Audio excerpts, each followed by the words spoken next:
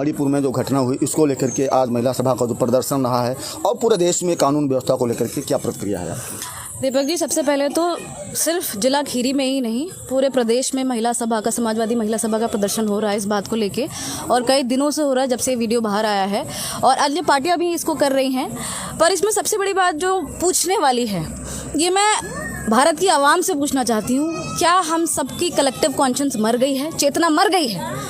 2 बच्चियों को नंगा करके घुमाया गया 1000 लोगों की भीड़ में, और सिर्फ यही नहीं, महिला विरोधी होने के साथ साथ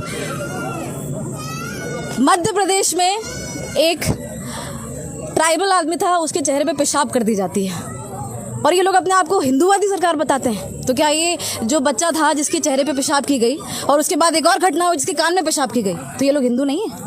या जिन बच्चियों को मारा जा रहा है, क्या वो बेटियां आपकी नहीं है? जिनको मल्टीपल गैंग रेप हो रहा है, क्या वो आपकी बेटियां नहीं हैं? तो ये जो हो रहा है, और ये ऐसा तो है नहीं कि एक फिल्म चल रही है, पर्दे के पीछे सब कुछ हो रहा है, स्टेज जैसा तो कुछ भी नहीं है। क्या समाज मर चुका है, सड़ चुका है? और जो हमारे लीडर बैठे हैं, हमारे नेता बैठे हैं, वो सिर्फ इतना कह देते हैं कि मुझे खेद है। मैं आपको बताऊं, 13 जुलाई को यूरोप की संसद ने ये जो मणिपुर में कांड हुआ है, ये बात हुई है, वारदात जो पूरी मणिपुर जल रहा है, इसको कंडेम किया गया है। और आपको पता है हमारे यहाँ 14 जुलाई को संसद में या बाकी नेताओं ने क्या कहा है? वो कह रहे हैं हम जो यूरोप में बात हुई है हम उसको कंडेम करते हैं। आप खाली खंडन कीजिए जो चीज़ हो चुकी है आपके यहाँ। तो ये कितना सही है? और हमारे यहाँ के लोगों को यही नहीं पता कि सच क्या है, झूठ क्या है। ये वीडियो आए मेरे ख्याल में 24 घंटे हो चुके हैं, पर इस वारदात को हुए 2.5 महीने हो चुके हैं। और उन बच्चियों, किस वारदात को छिपाने का प्रयास किया गया? बिल्कुल किया गया। और ये तो कहिए, मुझे तो ये लगता है कि ये बस वीडियो बाहर आ गया और ये सरकार छोड़ेगी नहीं जिसने वीडियो बाहर किया है। ये लोग पूरा पीछे लग गए होंगे कि इसके आईडी से बाहर आया है ये, क्योंकि ये चाहते ही नहीं है सच्चाई बाहर आए। और वो तो आप ये सोचिए कि वीडियो बाहर आ गया तो पूरे देश में हाहाकार है, देश ही नहीं विदेश में हाहाकार है। BBC तक ने इसको अब एक्नॉलेज करके, न्यूयॉर्क टाइम्स ने एक्नॉलेज करके बोल दिया है कि India is not a safe place for any woman right now. तो हम क्या सोचे इस बात को? हम गौरवान्वित महसूस करते हैं कि भाई हमारे यहाँ आइए, मेहमान आइए, टहल के जाइए। बच्चियाँ सुरक्षित नहीं हैं, ना बाहर की बच्चियाँ सुरक्षित हैं, ना अपने देश की बच्चियाँ सुरक्षित हैं, ना जिले की बच्चियाँ सुरक्षित हैं, ना राज्य की बच्चियाँ सुरक्षित हैं। तो हम ये नारा किसके लिए देते हैं, बेटी बचाओ बेटी पढ़ाओ? और इनके तो कई नेताओं के मुँह से फिसल जाता है तो कहते हैं बेटी बढ़ाओ बेटी पढ़ाओ। तो जिस तरह का जहनियत होती होगी वही तो निकलेगा। हमारे मुंह से तो नहीं फिसल रहा, यहाँ पे इतने हमारे सामने जो आदमी हैं उनके मुंह से तो नहीं फिसल रहा।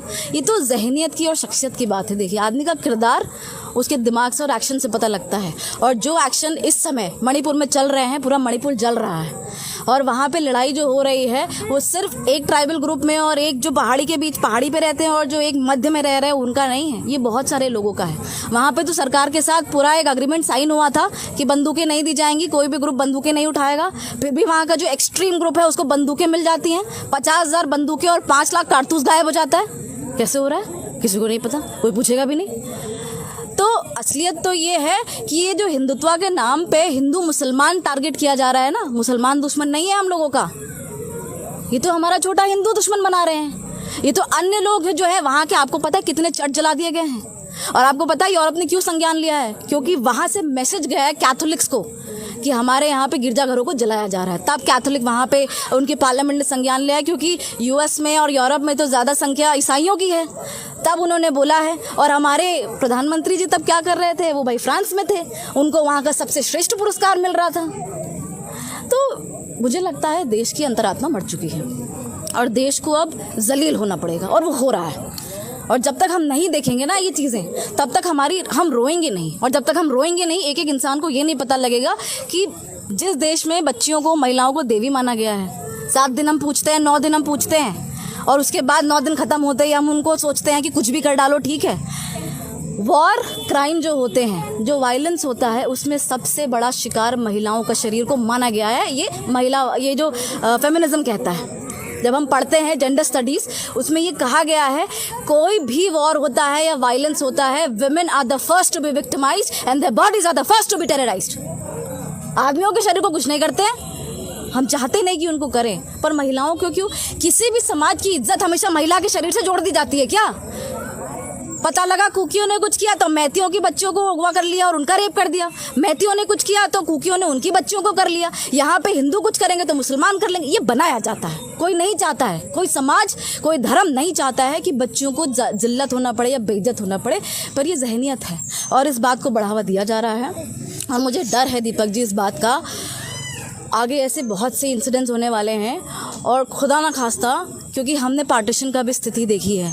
कंधमाल आप पढ़िएगा, उड़ीसा में हुआ था वो महिलाओं के साथ क्या क्या हुआ है, जब उत्तर प्रदेश में हुआ था क्या हुआ था, दिल्ली में जब दंगे हुए थे तो महिलाओं के साथ, मेरठ में हुआ था, बॉडी छोड़ दी जाती खेतों में, देखने गई थी मैं, आप देख नहीं पाओगे। मतलब बहुत है, हम लोग नहीं सह पाएंगे इस चीज़ को। हमारे साथ बात